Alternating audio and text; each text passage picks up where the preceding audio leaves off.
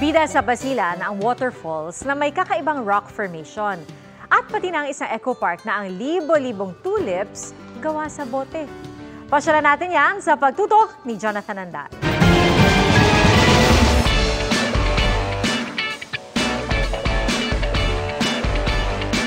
Tiyak na mafo-fall in love ka this summer season sa Bulingan Falls na atraksyon sa Namitan, Basilan.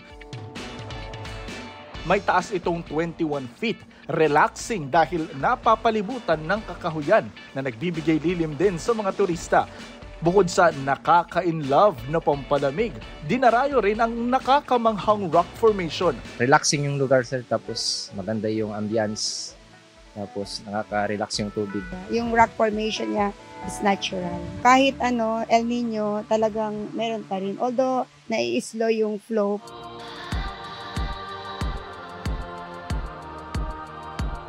Meron namang 30,000 reasons for happiness na hatid ang 30,000 tulips sa Eco Park na ito.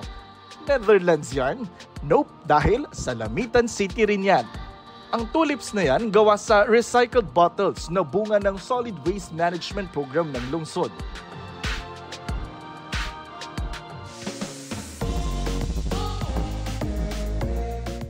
Sa Lobo, Batangas naman, ganito ang eksena. Sama-samang nilinis ng Philippine Coast Guard Southern Tagalog ang Malabrigo Lighthouse. Atraksyon ito sa mga turista, kaya para mas dayuhin, dapat panatilihin ang kalinisan at kagandahan.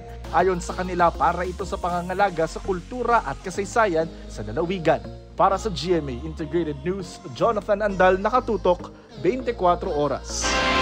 Mga kapuso, patuloy na tumutok sa mga balita. Mag-subscribe sa GMA Integrated News sa YouTube.